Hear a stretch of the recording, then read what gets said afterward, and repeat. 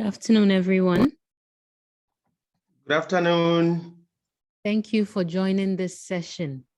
So this is the Advocacy and Coalition Building Working Group, as Prof. Lars said in the plenary. So the moderator for this session is Dr. Nzama Lawrence.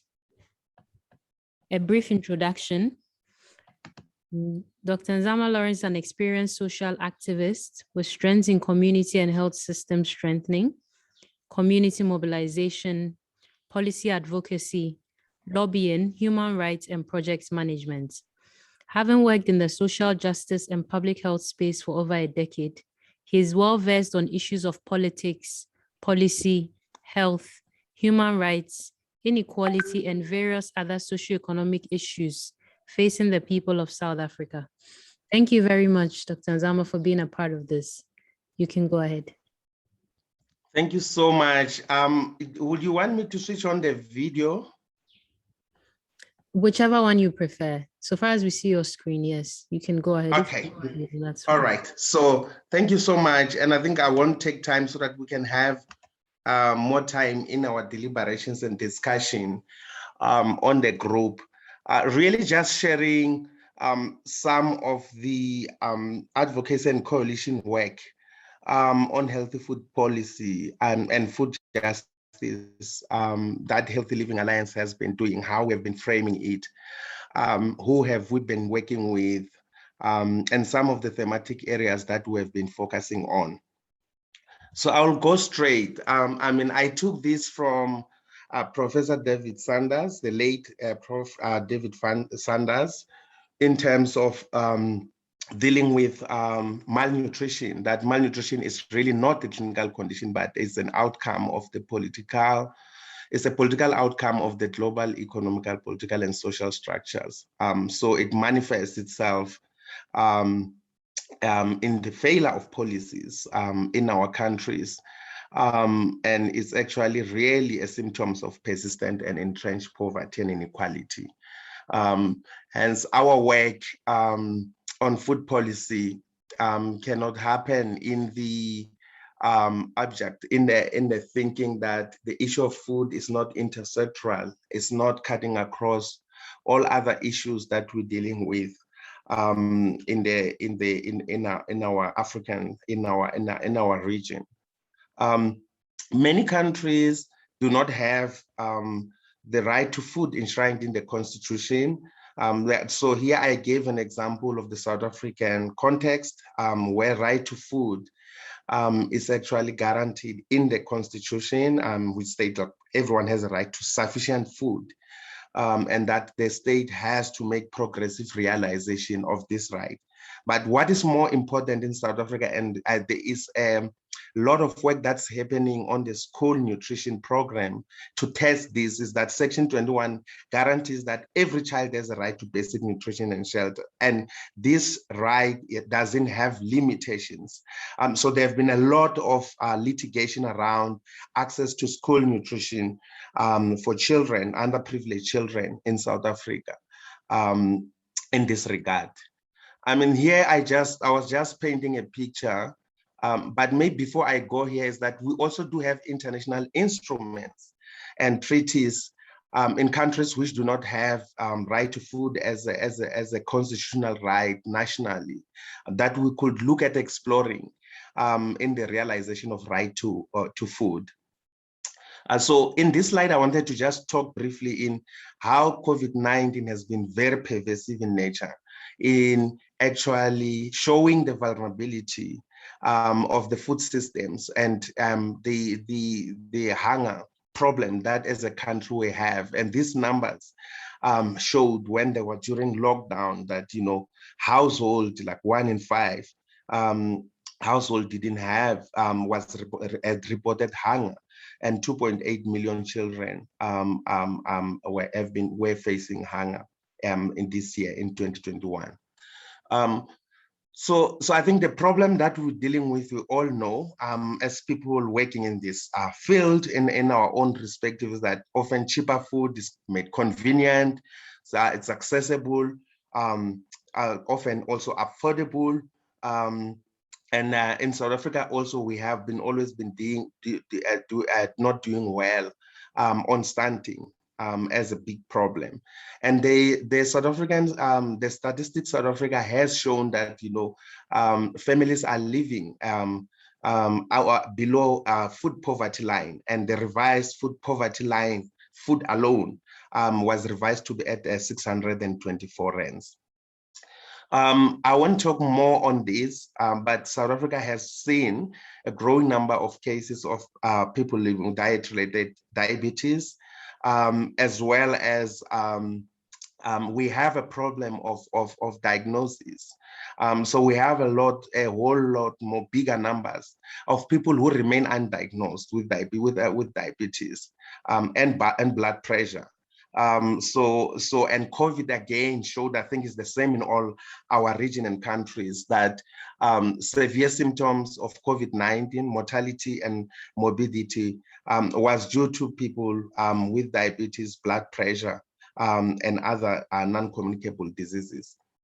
And I think what we have been working on in terms of, you know, healthy food policy, it's actually to call for government to regulate as part of like fixing the food system, to regulate the food and beverage industries, as well as to implement policies and have policy reforms that can actually empower consumers, that can actually protect consumers to the harms and as a result of great and the shift, you know, and the transition and the diet transition that we have seen moving into most ultra-processed food in South Africa, even called junk food. So that has been like the underlying problem. Then HEALA has been started a coalition on food justice with churches, with health users, with academic institutions, wherein with traditional leaders, with traditional healers organizations, as a way of building a model of a coalition and advocacy that can set an agenda, that can set a national food agenda to address the inequity that is actually that a majority of people who live here experiences. So really working in communities and making the issue of food and the issue of communities in the local, national, and provincial level, in a way that we have been building, lobbying, like stakeholders, including policymakers, legislators, government, and the industry, to look at issues of reformulation, to look at issues of enacting policies that can actually protect people's health and create access to equitable and affordable healthy food. And one of the things is what we have done is actually also to build a curriculum on nutrition literacy, to educate and raise awareness and use that as a mobilization tool through nutrition literacy to our coalition members who are membership in nature, have branches in communities, have members like South African Council of Churches, members as churches in communities, and use this nutrition literacy as a vehicle of mobilization, educating and and awareness around the importance of access to nutritious food, media campaigns as well, and raising awareness on the need for government to regulate. So how we have done this and actually shaping this agenda is that we have looked at food as a intersectoral issue, as an issue that speaks to you know, social protection and support, that speaks to, you know, accountability, that speaks to really the need for regulation and protection and implementing policies that can promote a better food system and that can protect consumers from the marketing and the vigorous marketing of unhealthy food, particularly to children. And actually proposing, you know, taxes on the ultra processed food and sugar sweetened beverages. So one of the things in this midterm budget speech that we are calling is that South Africa can use the front of pack warning label model to define what's unhealthy food and expand the health promotion levy that is implemented at South Africa at 11% to actually expand to ultra-processed food taxes. And we've been calling for Treasury to actually look at enacting that at the current, dire strain of fiscal constraint and the need to have stronger regulation to protect consumers. So here I just put that, we have done this by actually building the voice and educating local voices and getting more diversified voices, and not this issue only coming from HELA or coming from academic institutions, but coming from, all leaders in societies, from churches, and by building awareness through nutrition literacy and picking up issue-specific advocacy campaign. So if our partners are actually pushing for a basic income grant or are pushing for a COVID relief grant, that we are actually united in those calls to ensure that people can have access to nutritious food. So I will pause there in terms of the presentation. And allow, if there are comments, questions, then we can move into the discussion in terms of how, as a region, we can build coalition and advocacy efforts jointly.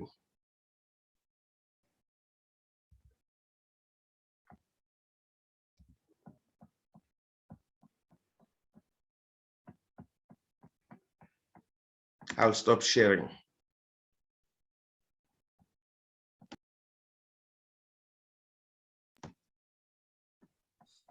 If you have any questions, you can put it in the chat box, or you can unmute and start speaking. Or if you have any comments to add to what you just presented.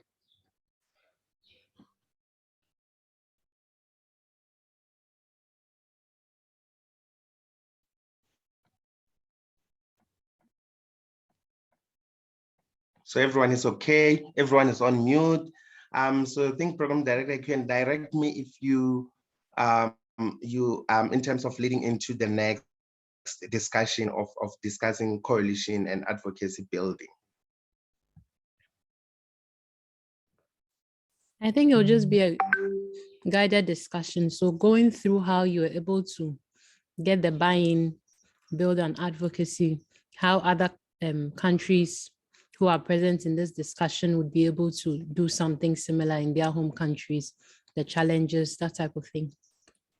And we can look at what are there opportunities and challenges of building those coalitions and advocacy campaigns in our respective regions. It's not perfect. Coalition needs to be nurtured.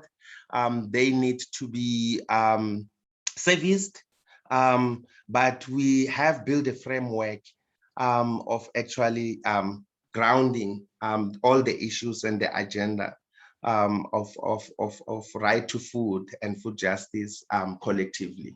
So I think I would like Program Director to maybe just have a discussion on where do we see opportunities of building those coalitions, what's existing, what body of coalition and advocacy are existing in our respective countries and regions.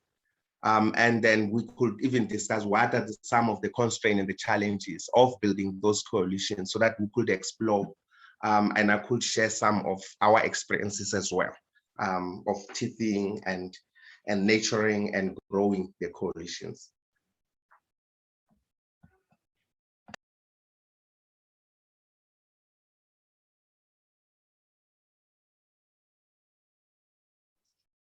So here participants can share their experiences related to advocacy in their own countries and regions, the opportunities and challenges.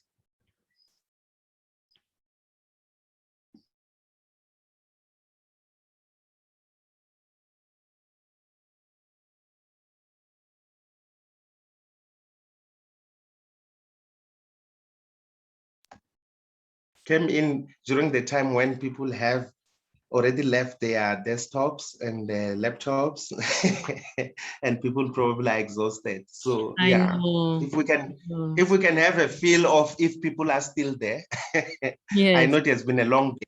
Yeah, yeah. this is the last session, so after this, then we'll be done.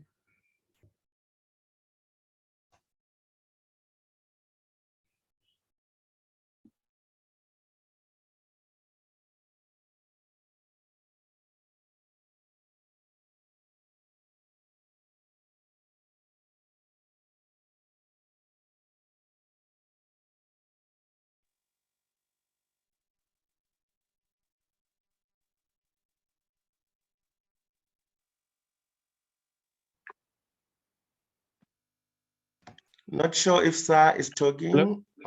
Hello. Yeah, I just wanted to, I was trying to put off my hand, but it wasn't coming. So my name is Sadito. I'm with UDS in Tamale.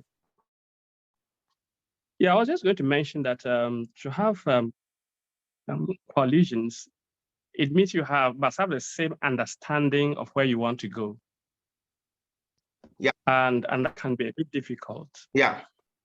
And especially the areas we are discussing. Yeah.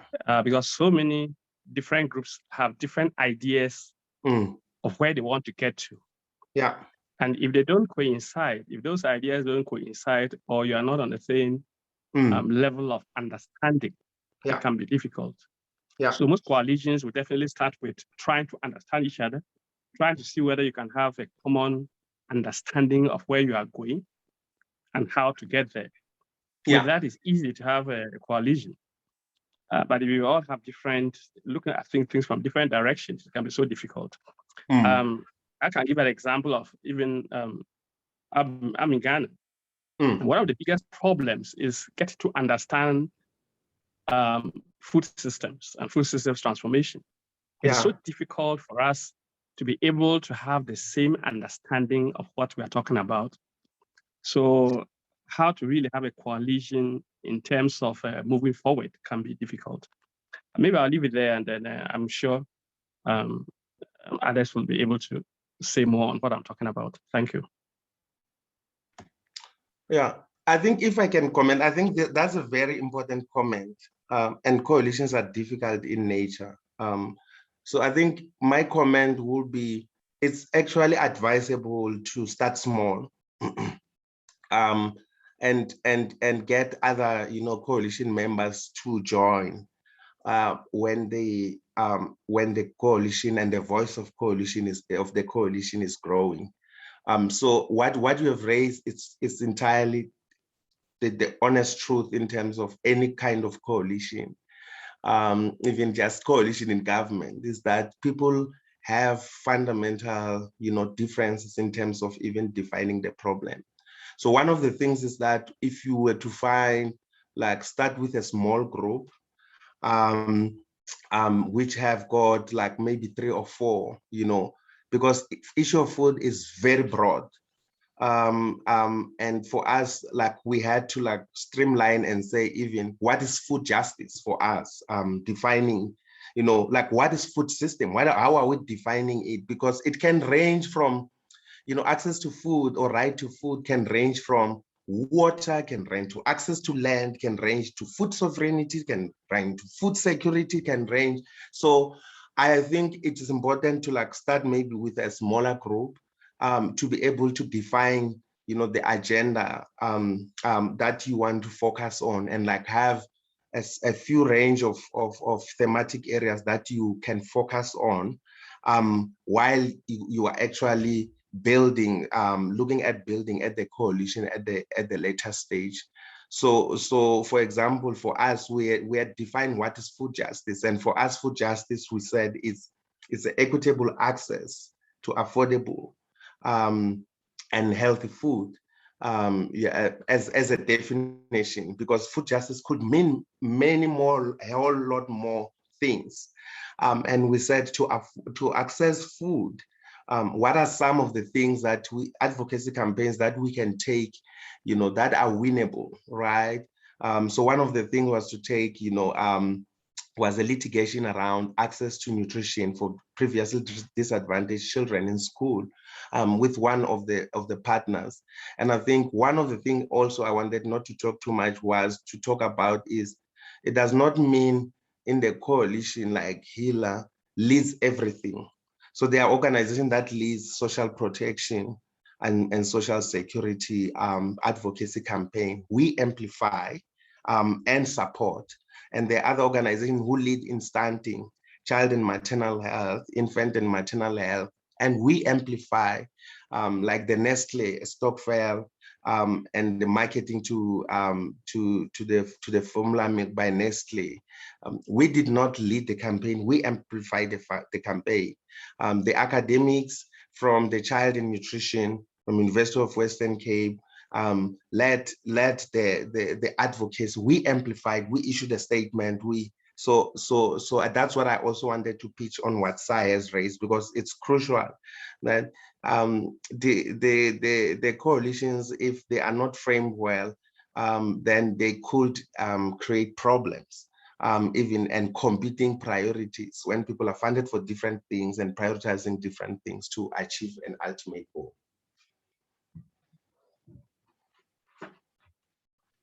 Okay, thank you very much for that. I see a hand up. Rosemary. Kindly unmute yourself and go ahead. Yes, good afternoon, everyone. It's been a long day. So this is Dr. Rosemary Anderson-Akula from University of Environment and Sustainable Development. My colleague, Dr. Assa's submission was very, very crucial and very important. But then I also want to add that the essence of coalition, it's because of numbers, because advocacy really comes with numbers. And yes, we all have different, every group has probably their vision and then the direction where they want to go. But starting small is good, but then we should have a focus where we need to bring everybody on board with various interests, where you are able to identify that this group are into this group are into this, but they have a bigger umbrella. Then you have a bigger secretariat that manages this coalition, where when there's an advocacy on this particular issue, you fall on those group of people, and then we hit the road. Because I'm bringing this example because we have this coalition of NGOs in health in Ghana, and that is practically what they have been doing. But again, the challenges Asa raised, excuse me, Dr. Asa raised, are very critical, and that's what slowed the coalition down. But if we're able to learn from the mistakes the coalition of NGOs made and other coalitions elsewhere, we'll be able to redesign the coalitions. If we want to put a coalition together, we'll redesign it and have a focus, because advocacy is basically about numbers. And of course, evidence-based advocacy. And if just one person has evidence or one group has evidence and wants to talk, who will listen? So we need to really look at it this way. That's my contribution. Thank you. Thank you, Dr. Rosemary. Any other submissions? So I had a little observation or maybe a question for Nzama. So the idea with advocacy, usually when we all come together, we have a target and then we start trying to build a coalition to this. I think with the example Dr. Rosemary gave us, when we have a coalition of NGOs and you're advocating for something, most of the times if we're advocating to say governments, it comes across as suggestions, if I should say, or recommendations, which they are at liberty to either choose to accept or refuse. So then when you are building this coalition and advocacy, what are some of the factors we take into consideration to make sure that these things we are advocating for are not just seen as recommendations governments can just decide to take or not, but have a bigger voice, if I should say, so that it comes across as something they really need to take seriously and not something they can just decide that this is not a good electoral time, so I don't want to discuss this. So then they just let it go. If you know what I'm saying. Yeah.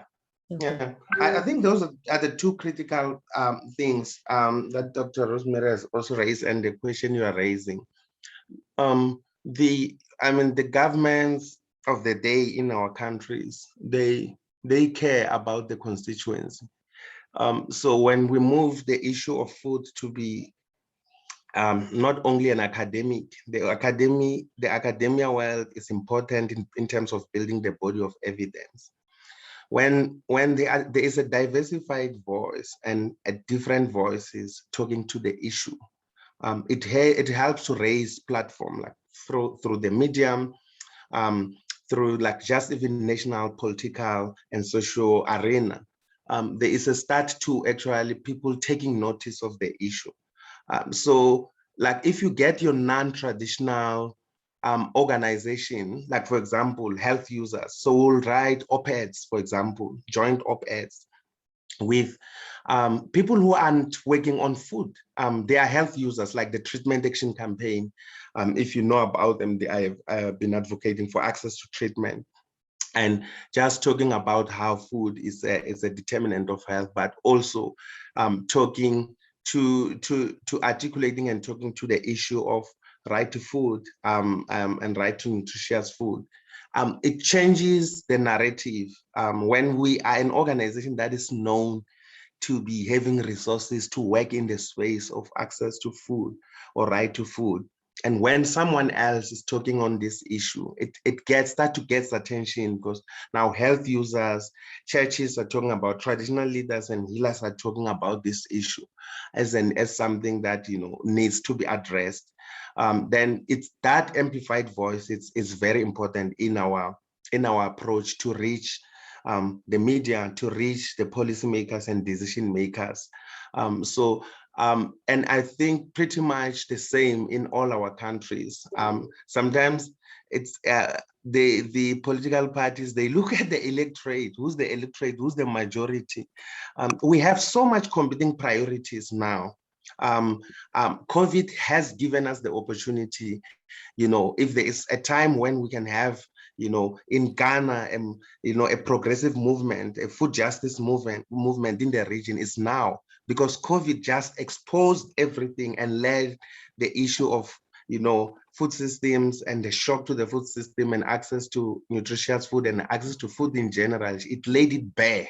And food has become so conversational in the era of COVID. So I think we have a lot of advantages to find and start to build linkages with first looking at what is existing, because sometimes to start something, we like to start some. Sorry. That is the reason why I do you get down and you are still there. Please mute your phone. Also, mute your microphone. Sorry, go ahead. Yeah, okay. So sometimes it's not to start something. I can see just setting this up. So sometimes it's not to start something, it's to just to do a quick check on what is existing, what advocacy platform are existing, right? And maybe the only thing you need is to sell your issue and have some small resources to start the convening. And that's what we have done. We said in South Africa, there's already like movements, social justice movement, who are working on a broad range of issues. Some are working on education, when education, food, is linked to access to education. So a child needs to have eaten. So we brought those issues and say, we want to work with you on this aspect of things. Right, we still want you to focus on broader advocacy, right to education, but I think where we see us like linking and being able to work together, it's actually on right to education and food. So I think those are the things that we think. Sometimes we want to start something, but something already exists. Sometimes it's just to put small resources for convening and not even claim the space that we are the the owner of the issue, but we are convening because we think there is an agenda that is interlinked on the work that we are doing.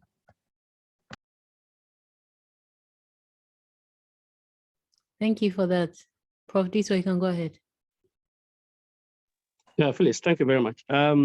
Sorry to come in again. Nzama, I think one area which probably you want to comment on, especially for South Africa and for all of us, in fact, is the role of business people, agribusiness people especially. One of our biggest problems with food justice, and for that matter, food and nutrition security, is how the business people can be brought into the process because they are so important. Yeah. But irresponsible agribusiness is so much. And it is so difficult to see how, I'm just asking, how do you bring these very important people to actually understand that it is better for the child to go to school with banana rather than the sugar drink? The guy is producing sugar drink to sell and make profit. And now you are saying that that is killing the children, but give them banana. How do you bring businessmen into this? I'm just giving that as an example. Thank you. Yeah, if I can go ahead. I think that's the most challenging thing. So one of the things that one of the policies that we are also working on is the marketing restriction to children. So if you look, I'm sure even in our own respective countries, the tech shop at the school, right, has a huge beverage marketing logo. There is no control in terms of the school environment, in terms of what kind of food, so food safety, food quality, nutritious food. There's no control in terms of what kind of food can be sold at the school parameters as well. So I think what we have been trying to do in our side was to work with the Department of Education and UNICEF. It's not even near to be perfect. It's still a long journey in terms of like the regulation of the school environment. And some of the things that we have been calling out, for example, from Coca-Cola, was the pledge that Coca-Cola has made globally, not to advertise to underage children, to show that actually that pledge have never been owned. You go to every school, there is actually one or other form of like a Coca-Cola marketing or Coca-Cola sign. Some of the schools, sometimes like in the private space, and even in district and provinces, sometimes when we engage decision makers at the provincial level on how we can improve the school environment, you'll find certain schools do not allow kids to come with a certain kind of food or sweets. But we know there are a lot of challenges, particularly in the public school, and issues of inequality, poverty, and unemployment of the food that can be available, and the food system itself and the food environment itself in some instances doesn't allow for kids to like have sometimes access to healthy food. And kids have already tested sugar. They don't want to take a fruit. They want to take, a ultra processed food or a sugar beverage. So I think like we have been working a lot on like policies that we can win, that we can gain, that can actually improve the school, the school food environment, and a broader environment for access to healthy food.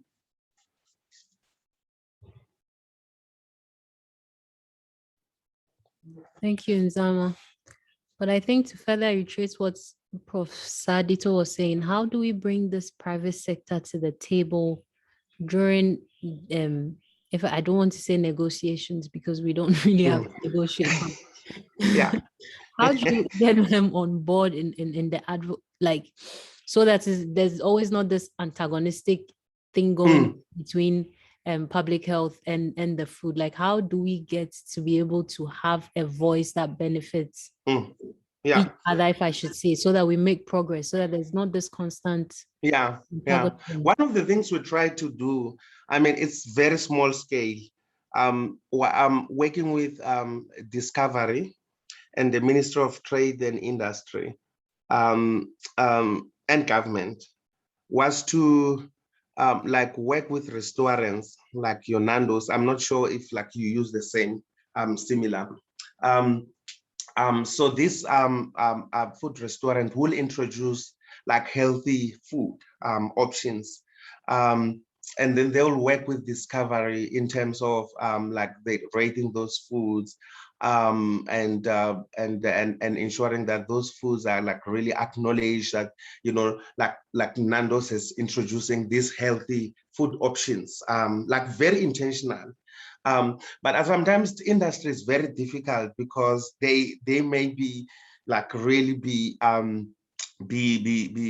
driven sometimes by profit, but there are some industries that do like sit on the table and say, like I said, like the chain store, chain restaurant, and say, how can we start be intentional in introducing a healthy meal, although it's still at the level of buying.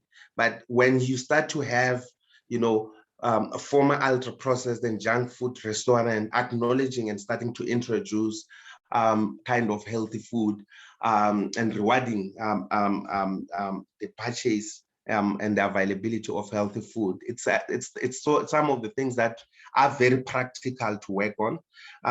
You couldn't negotiate with tobacco. I don't think food industry is just the same as tobacco, because one of the things we're saying is that, why do you have to always reformulate when there's a policy in place? Why don't we look at introducing healthy food and healthy meals in where people are accessing food as an intervention?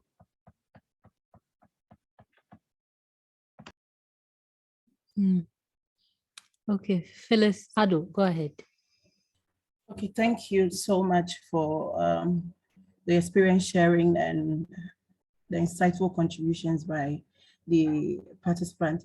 I would like to check with our presenter from his experience. Would he say that which option works better?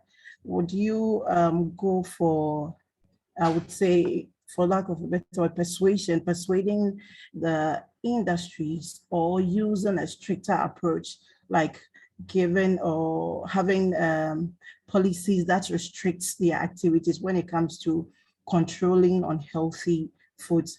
Experiences from Canada on trans fatty acids have shown that regulations that were mandatory seem to work better than voluntary regulations. So please, I'd like to hear from you, from your experience in advocacy. Do you think that stricter legislation will work better or otherwise? Thank you.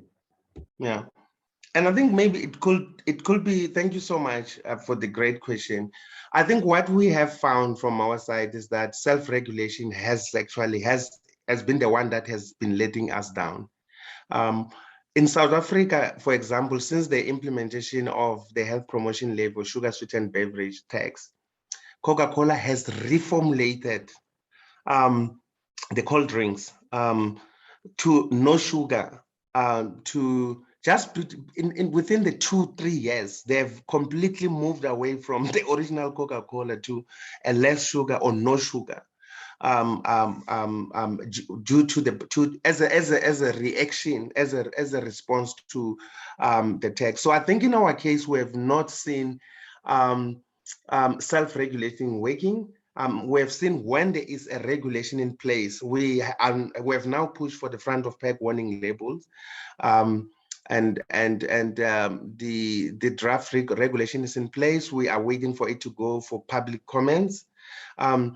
Already the industry is doing something, you know, as a reaction to that, before it's even like published and being approved by the minister. They have already started to bring in the market healthy options, healthy meals options, and actually just voluntarily educating people what is in the ingredients.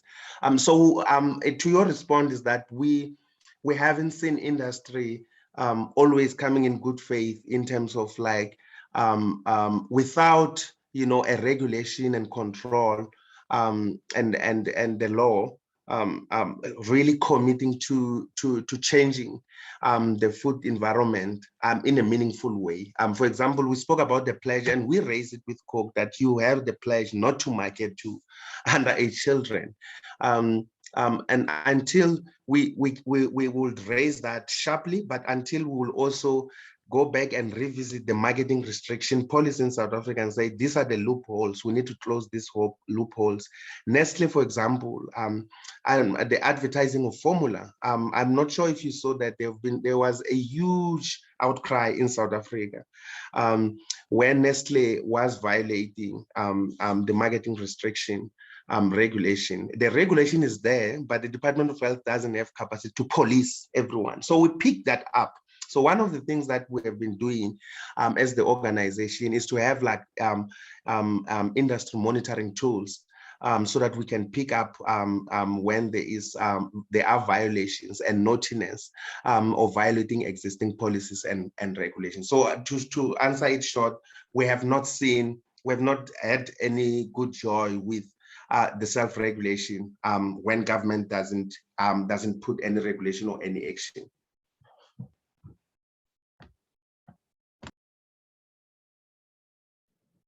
Thank you for that submission. Interesting conversation going on. Any other questions, follow-ups, comments? We are nearing the end of the session. I wanted to just add something, I think, for something to look out for. On the last question and the comment on the industry. Really, it can really become a David and Goliath. This industry is so super powerful. It's very influential. It lobbies policy and decision makers. I mean, it's part of the economic growth in the country. So it's very difficult. It's important to really breathe in and breathe out and really build a strategy that can work in a certain context and not like take an approach that maybe you think because it has worked somewhere or it has worked in the West. But I think the pattern of really knowing how the industry react and work, it has pretty much been the same. What tobacco has done, what the food industry will do.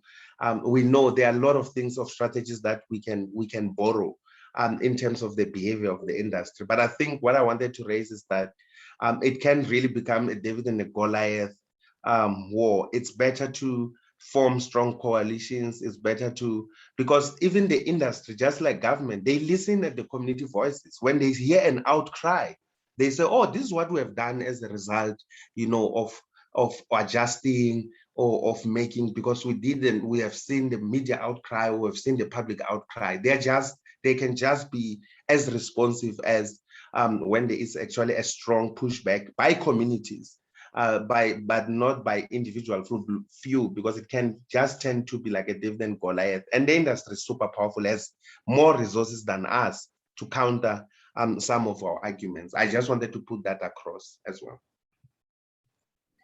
Yeah, I agree with that. I guess in the same vein, we also have to make sure that we are engaging more healthy food outlets.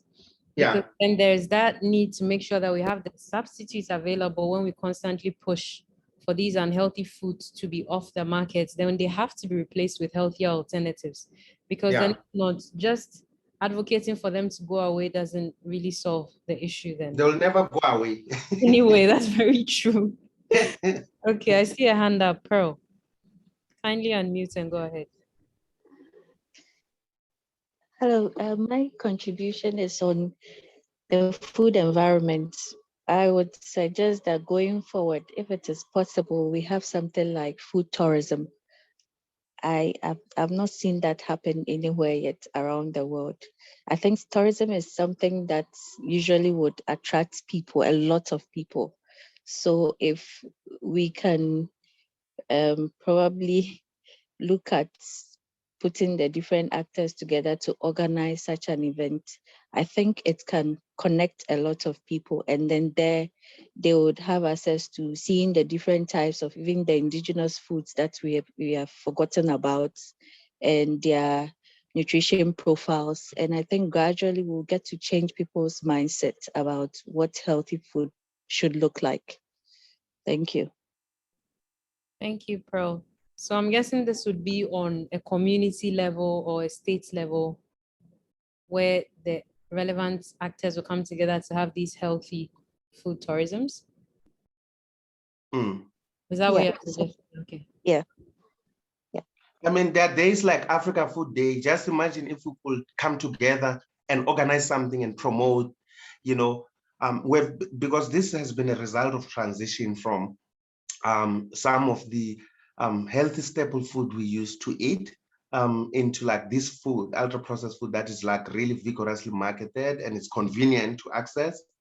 So as part of the conversation, really, like she's saying, like starting to talk about, you know, like African food. I mean, like there's African Food Day. I think we did some socials around, but I just felt we could have done more with the bodies like this, with convenings like this, to plan and showcase how we have actually transgressed and we've moved from some of the healthy traditional and African staple food that we used to eat.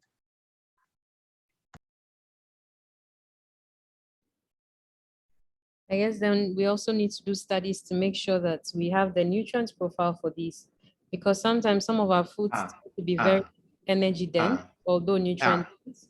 Yeah. So then you also make sure that the food literacy is on point, because if not, yeah.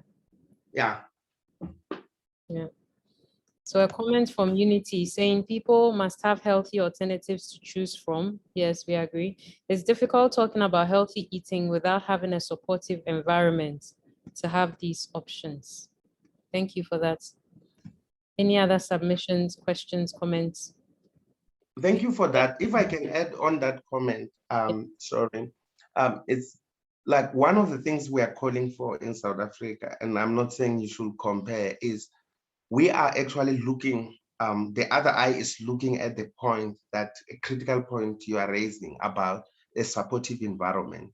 So one of the things that with this levy, with the tax that we've been calling for, that we are calling it to be increased actually, that government can be intentional about creating a supportive environment for people to have access to healthy food by subsidizing, you know, reducing VAT and taxes on healthy food. So we are very much intentional about that, but we haven't got there as the advocacy is evolving, as part of holding the government accountable in terms of ensuring that, creating that supportive environment for access.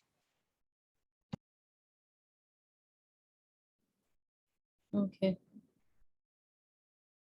Any more questions or comments?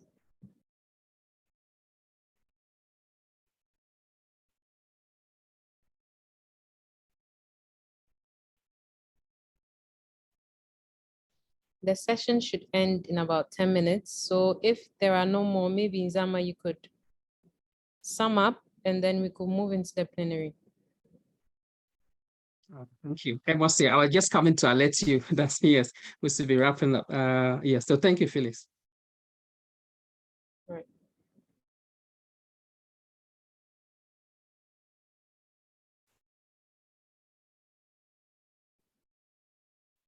Dr. Nzama, any last words that we can go with whilst we end the session?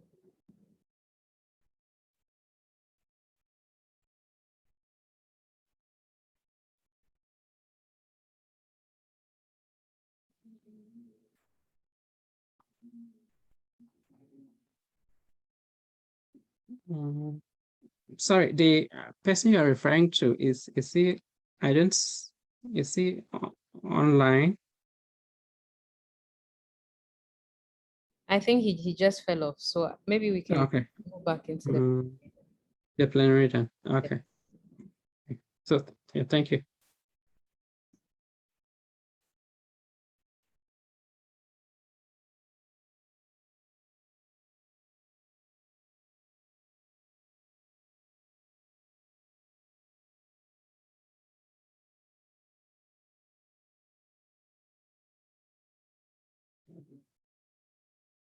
Okay, so to leave the room, you could click on to the bottom right, leave room.